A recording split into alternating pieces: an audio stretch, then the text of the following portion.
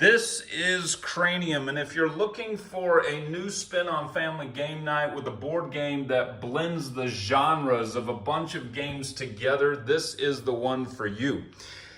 Cranium has taken games like Trivia Pursuit and Charades and Pictionary and your everyday word games, and they've kind of smashed them all into one giant game that offers huge replayability and variety so that you can just have a blast on family game night. Now, one downside is that Cranium isn't really suited for younger children. You do have to have a good knowledge of the world and some life experience to be able to understand what is on the different cards and categories. So this is more recommended for teens and adults.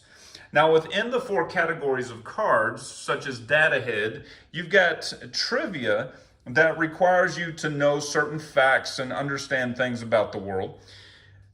Star Performer is your charades-like element, which requires you to act out certain things using sound effects and actions that can get pretty hilarious.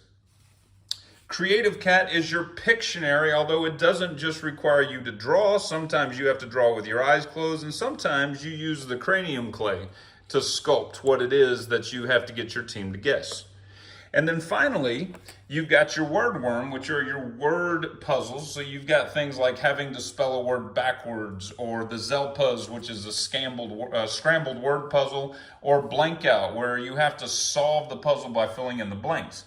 So several different ways for your team to advance their pieces. Once you solve a card correctly during the right amount of time, you roll the Cranium dice to figure out where you advance to, and the color determines which category you will have to perform next to continue working your way around the board to eventually land in Cranium Central and win the game. So if you want some variety in a game that has fantastic replayability value and is also a lot of fun for most age groups, teen to adult, Cranium is the one for you.